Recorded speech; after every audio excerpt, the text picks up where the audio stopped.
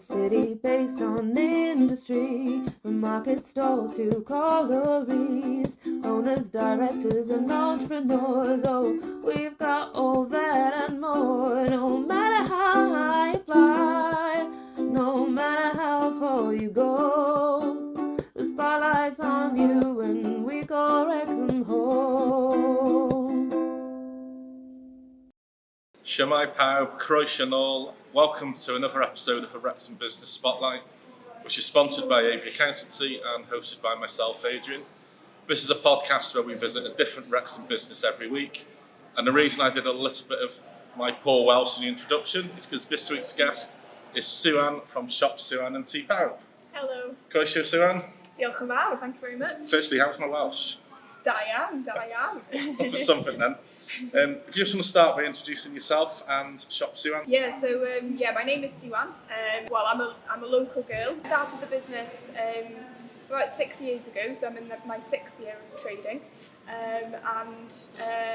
So I'm a Welsh language shop here in Ty Pawb in Wrexham, so one of the market stalls here. Sell Welsh language cards and gifts and books as well now, and things that celebrate Wrexham as well. Okay, and how long have you been operative here? Yeah, so since Ty Pawb opened in 2018, about kind of in my sixth year of trading. Okay, so you're quite well established now. Yeah, I mean, time's gone fast, and obviously we've had COVID in the middle of that, which has kind of, knocked a few years kind of off of my mental brain of how much I've been established, but Okay. And then, so what was your path to doing this? What was your background before 6 years ago came along? Yeah, I was in Cardiff at the time, and I just really finished at university, and I studied textiles at university in Cardiff. So my background is in textiles, and it's quite kind of creative. And at that moment, I wanted to be a textiles teacher in a high school, probably in a Welsh high school. But when I was in university, my mind changed. I decided that I didn't want to teach anymore. And I was in a position where I was thinking of just becoming a freelance textile artist of some sort, doing workshops with children, potentially art workshops and things like that, and just doing different things like a portfolio career almost. But then I realised, and I was at the time before that kind of working with Oriel Wrexham, that was here before, kind of just outside Ty Pawb where the tourist information is now. Yeah. I was doing I was working in reception there, and so knew that Ty Pawb was going to be opening, and through a conversation with my parents really, and knowing also that Siop Siwan that was here before, in the market here before, wasn't coming back to Wrexham. They were just focusing on the shopping malls.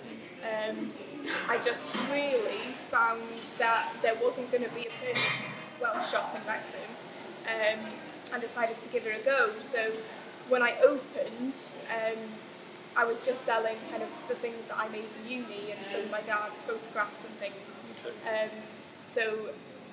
The shop was quite there really.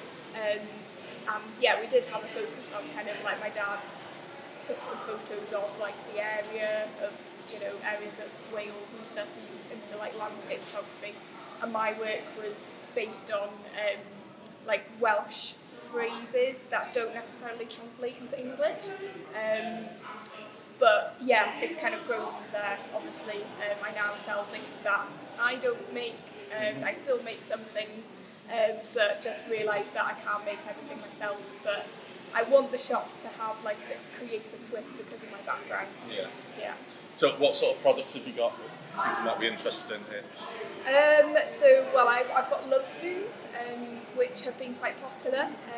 Obviously, love spoons is quite a traditional thing in Wales, and people still like to get them for gifts for anniversaries and weddings and stuff. Cards, Welsh cards.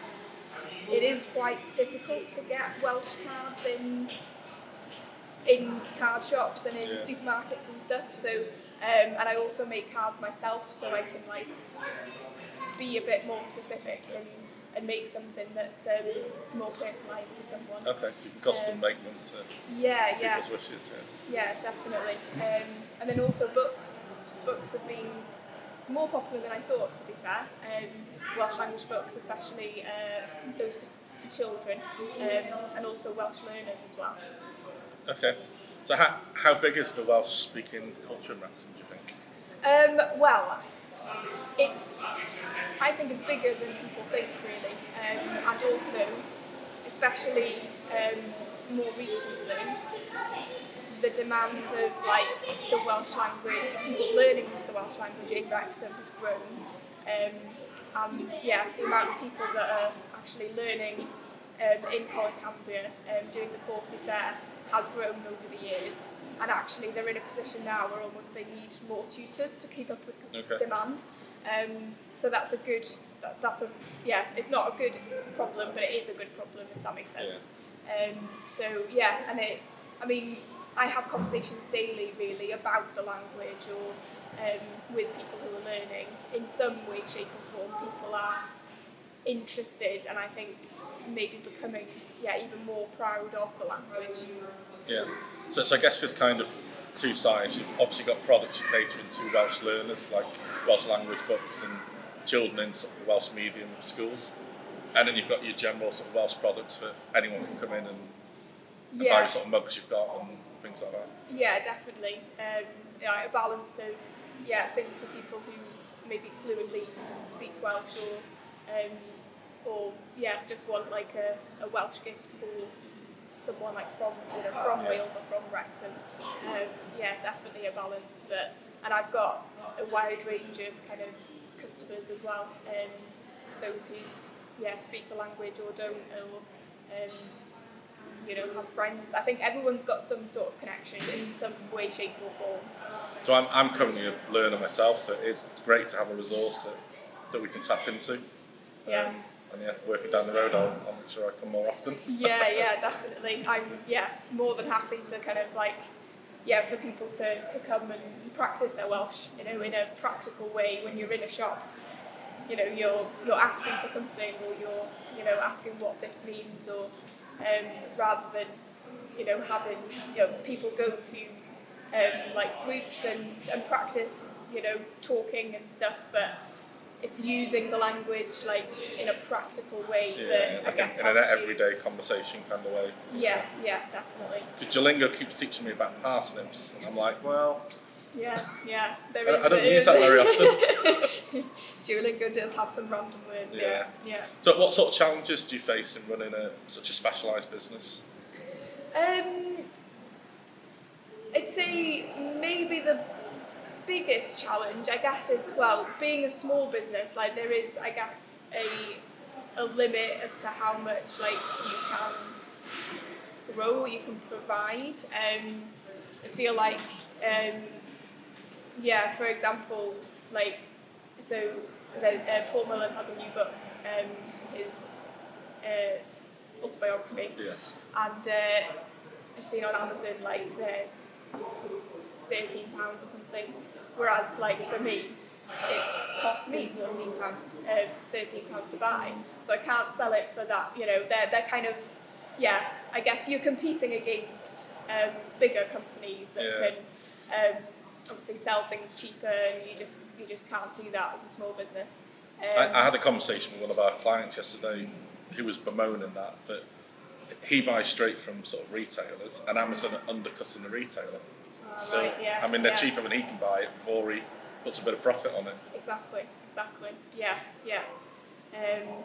But I think that there's definitely pros to being a small business as well, and actually I wouldn't want to be a massive big business, because being in Wrexham and actually speaking to seeing the people of Wrexham every day is something that actually I feel is important to me and the business. It's that I wouldn't want to not see my customers at all and just be online or anything. Yeah, no, definitely. Part of the community as well, isn't it? Yeah. So the challenge of a small business, so what are the opportunities? What are the advantages of running such a niche small business? Yeah, I think I guess it's building that relationship with customers, people, and you can, I guess, like provide a more special or like just a customized service really for people. You can be a bit more flexible and actually help people out a bit more. If they want something, by a certain time, or if they want something specific, then you can potentially do that and help people out and just provide what they want. But I think for me in the business, I think people is key. For me. Okay. And obviously you're based in Ty Pawb, you're a trader here. How does that work? Is that an advantage to be here, or is it a disadvantage perhaps? Yeah, for me, I see it as a positive thing and especially for new businesses, being in a place like this where you've got other traders around you, you've got the events of Ty Pawb as well, like helping you out. And that doesn't necessarily mean that if people come in for an event that people are going to come into your shop. You've got to still do some work to make sure that people come in. Yes. But it does help, especially just a new general business. footfall, isn't it? Yeah, 100%. And being kind of out on the streets of Wrexham in your own little shop could potentially feel quite lonely, especially for a new business. It's obviously slightly kind of cheaper as well with everything, especially for a new business. Yeah. But for me, right now, and I know some people have kind of moved on and they've received what they've needed from being in Ty Pawb, and then they've spread their wings a little bit, and they've gone out to the high street, and that works for some people.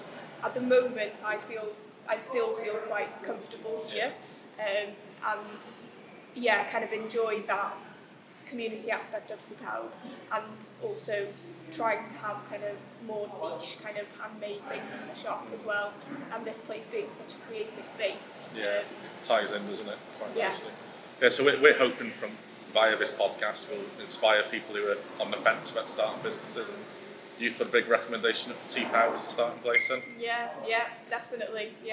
I know there are some stalls available. I think some people are interested in some of them, but it's definitely a good place to start because it just brings that kind of slightly scary element of being alone and on a high street away from you, basically.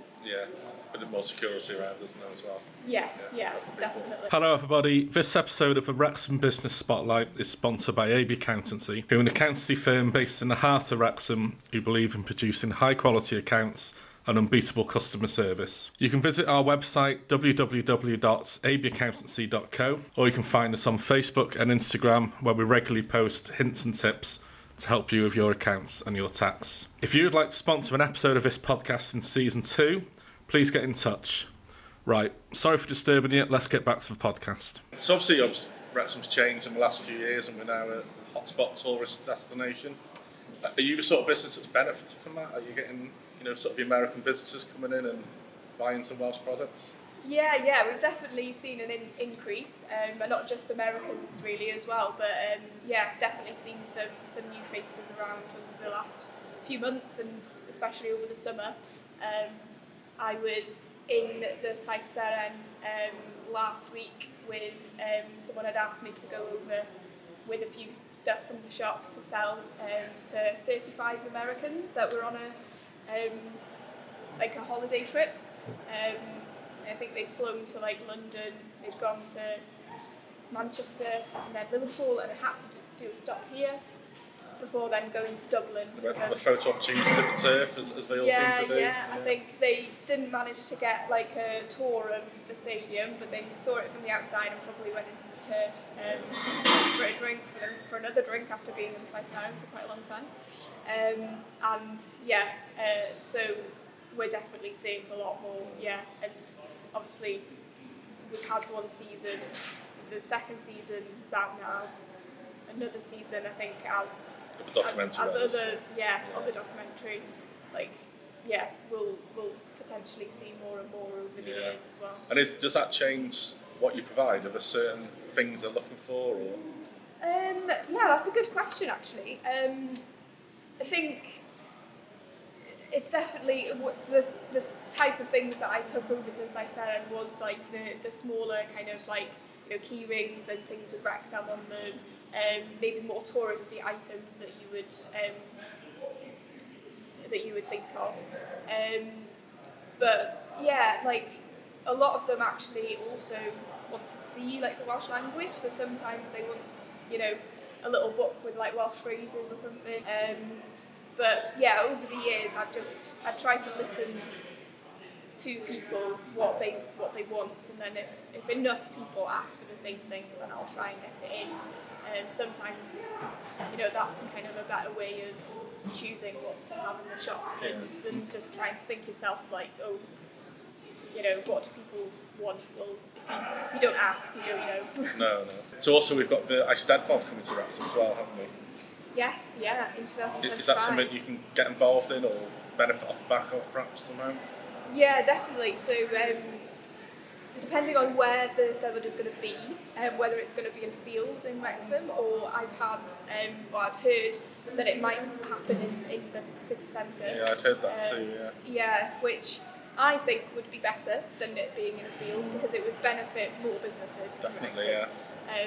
Because sometimes when the Eisteddfod goes to a place, the actual town or village or city sometimes doesn't benefit that much, because people are kind of isolated to a field. So it depends how close it is and stuff.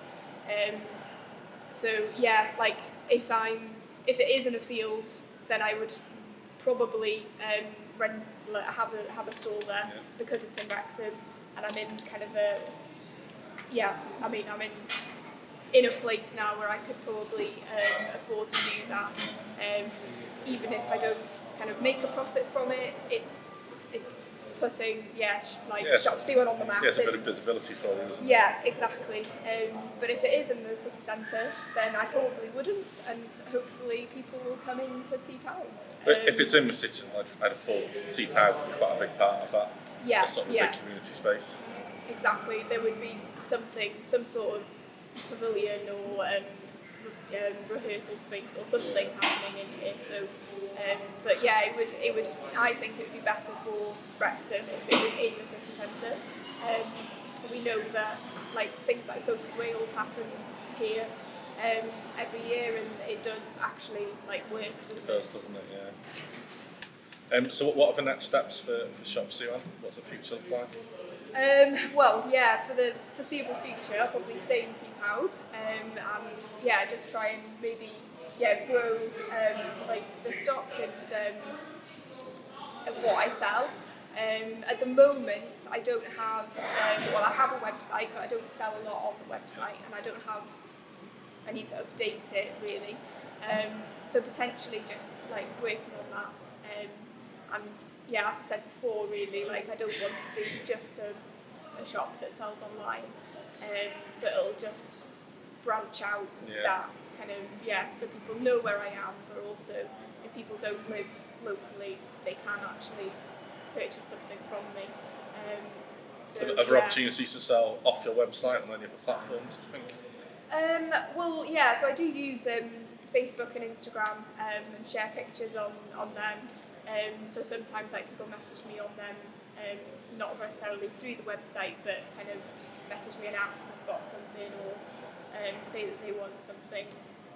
So sometimes like taking pictures of stock and putting them online kind of is a way of selling, really, isn't it? Yeah. Right. What does success look like to you, sir? And how do you determine if you've got a successful business and a successful life? So yeah, for me, I think just like especially from a business perspective, I think it's just providing like what people want or what people need, and yeah, like so if I can be a shop that can provide the Welsh language element of like products and things to people of Wrexham, then I think that's my main goal really, and just like obviously to rise above, like to actually just survive financially as well, but thrive, not like, survive. Yeah, exactly, but just providing what people want and what people need, and like being a place where people feel like they can come and kind of just talk and chat, also as well. And you're obviously quite passionate about the Welsh language and about its use. Do you sort of tie your business success into Welsh language growing in Wrexham? Because obviously you're a part of that community, aren't you? Yeah, definitely, potentially. It definitely helps. Obviously, a shop like me that's promoting the Welsh language. So as the amount of Welsh speakers and if the language is thriving, then my business is probably also gonna have an effect and thrive with it. So we'll see in the future, won't we? It seems to me that the Welsh language is growing locally because there's more Welsh language primary schools all the time. Yeah. There's 3, 4, maybe 5 now. I'm not sure. Yeah, there's probably more than that. And there's at least 6 or 7, I think, in the Wrexham County. Yeah. And I'm an adult Welsh learner on Duolingo, and I'm surprised how many of my friends or people I know are also learning Welsh on Duolingo.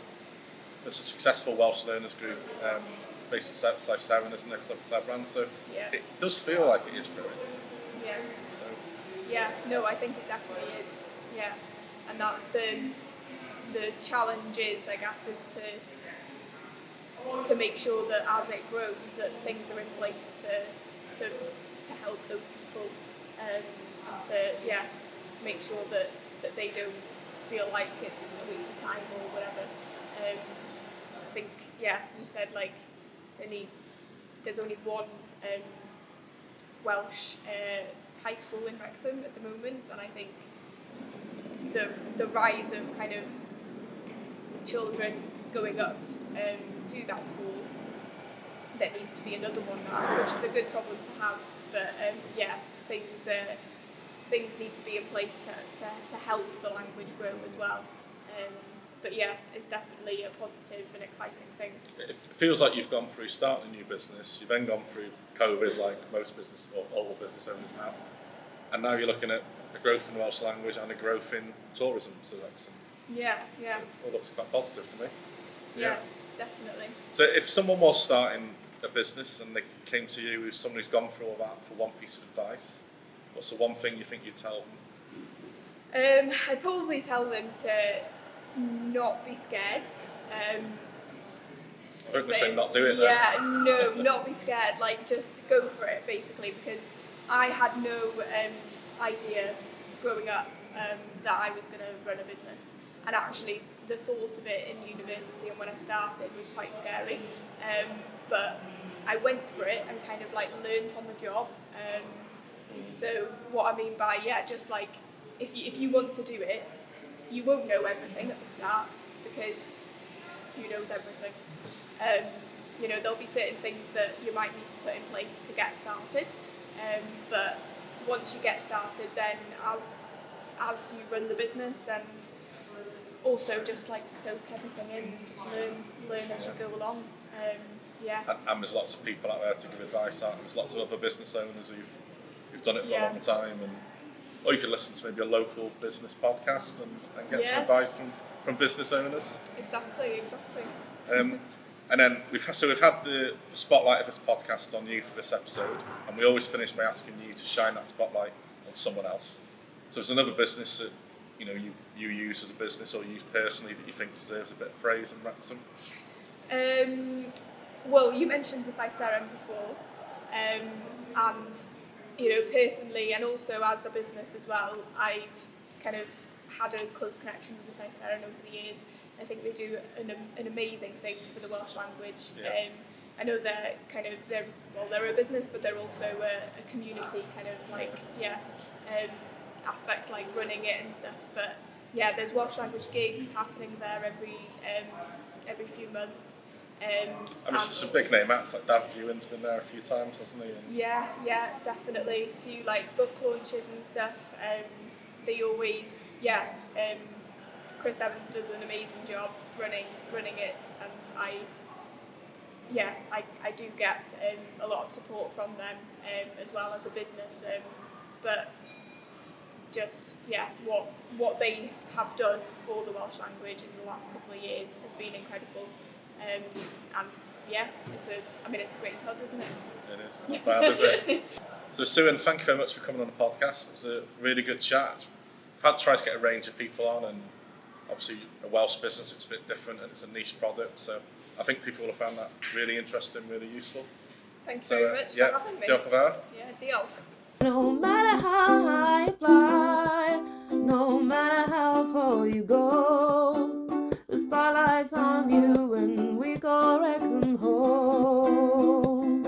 Hello everybody, it's Adrian here. Thank you very much for listening to this episode of the Wrexham Business Spotlight podcast. Very much appreciated. Please also support our guests and their wonderful businesses. You can like and subscribe to this. You could share the podcast so your friends can enjoy it.